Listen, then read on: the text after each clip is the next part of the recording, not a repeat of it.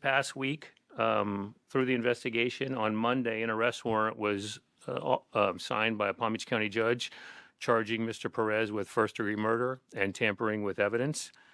On Tuesday, he was taken into custody by our federal partners at the United States Marshal Service in Miami. He was transported to the Palm Beach County Jail, where he is now housed here.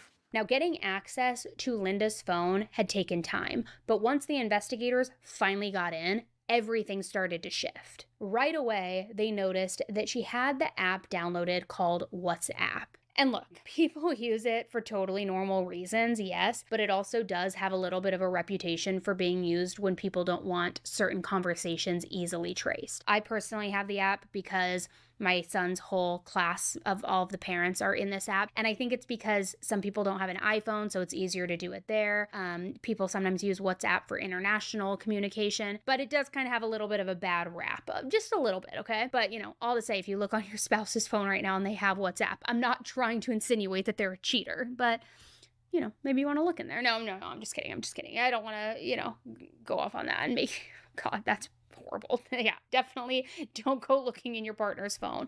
But anyway, so the investigators see this app and they started to dig in. And what they found between Linda and Renee, it laid everything out. This definitely was not a casual affair. They were talking every single day. And it also wasn't just a physical affair. It was emotional. There were multiple messages back and forth saying, "I love you." And then came the messages from the night before Linda was killed. She texted him, "I love you. I feel kind of weird. I don't know what to expect tomorrow. You've never done anything like this for me before, and I feel a little nervous." Now, in that message, she said tomorrow, meaning the day that she died, which Renee responded saying, "LOL, it's no big deal. Just trying to show you that I can be romantic. It probably won't be as good as what you've done for me." But Linda still seemed a little uneasy. So she responded, "So tomorrow at 7:30, you're 100% sure that this is okay?" To which Renee replied, "Yes, ma'am.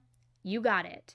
I love you so much." So now Renee's story is really starting to fall apart here. I mean, he said that their plans were canceled, but there's no evidence of that. No messages canceling with her, no phone call, no call log history, nothing saying, "My son's sick, I'm not going to make it." They were very much scheduled, and this was very much on. And investigators found something else on Linda's phone. There was a photo that had been saved at 8:12 p.m. the night that she died. It showed the backseat of her Tahoe. And if you're not familiar with the Tahoe, it's kind of like, it's an SUV, kind of like Suburban. It's huge. And in this photo, the Tahoe, the seats were down, and those same medical sheets that were found at the crime scene were visible. But there was more. On top of those sheets, there was a custom blanket that read, "Happy birthday. I hope your birthday is out of this world." Now remember, Linda had just turned 35 a couple of weeks earlier. But here's the part that really stands out. That blanket was not in the car when the investigators were processing the scene, meaning it had been removed. So piece by piece, things were now starting to come together. And investigators could now say with certainty that this affair was real, and that despite what Renee claimed, it looked like the two of them did meet up that night. Back in 2024, Renee had told the investigators that he was at work during the time that Linda left her house and was killed, and that he was tending to his,